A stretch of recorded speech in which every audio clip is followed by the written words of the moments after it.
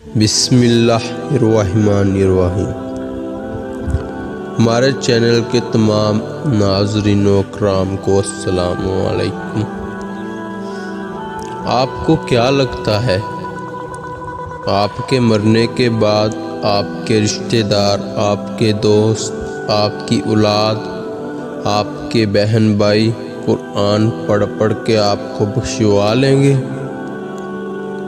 یہ اولادیں آپ کے لیے قرآن پڑھیں گی جو آج آپ کے کہنے پر نماز پڑھنے کے لیے نہیں اٹھتی؟ یہ رشتہ دار آپ کے لیے دعا کریں گی جن سے آپ کی لڑائیاں ہی ختم نہیں ہوتی، جن سے آپ نے کبھی سیدھے منہ سے بات ہی نہیں کی؟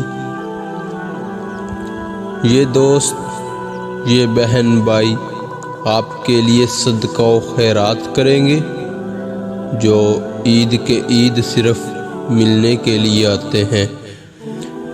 اے بھولے انسان، خالوص کے زمانے گزر گئے ہیں، اب وہ زمانے نہیں ہیں کہ جب انسان کے مرنے کے بعد اس کے عزیز و اقارب اس کی راہ میں خرچ کر کے اس کے آخرت کے سفر کو آسان بنا دیتے تھے۔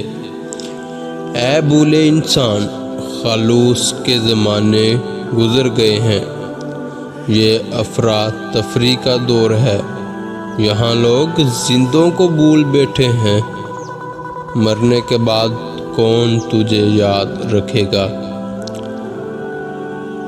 اپنی آخرت کی فکر خود کریں، اپنے لیے قرآن خود پڑھیں، یہی عقل مندی ہے، اور اپنے ہاتھ سے صدقہ و خیرات کر کے رخصت ہوں، اسی میں ہی بھلائی ہے۔ کسی دوسرے سے امید لگانے کی کوئی توقعات نہیں ہے، نہ ہی اپنی اولاد سے امید لگانے کی کوئی توقعات ہے۔ یہ اولادیں جو ماں باپ کی بہت پیاری ہوتی ہیں، یہ یقیناً مرنے کے بعد چند دنوں بعد اپنے ماں باپ والدین کو بھول جاتی ہیں اور ان کی قبر پر جا کر دعا پڑھنے سے بھی کتراتی ہیں، اور ابھی چند دن ہی گزرے ہوئے ہوتے ہیں کہ جائیداد میں حصہ مانگنے کی لڑائیاں شروع ہو جاتی ہیں۔ آپ ایسی اولاد سے توقعات کرتے ہیں کہ یہ آپ کو آخرت سے بچا لیں گی؟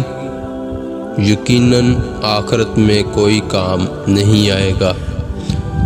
آخرت میں ایک ماں اپنے بیٹے کو پہچاننے سے انکار کر دے گی، ایک باپ اپنی بیوی کو پہچاننے سے انکار کر دے گا، ایک بیٹا اپنی ماں کو پہچاننے سے انکار کر دے گا، تو یقیناً تمہیں بھی کوئی نہیں پہچانے گا۔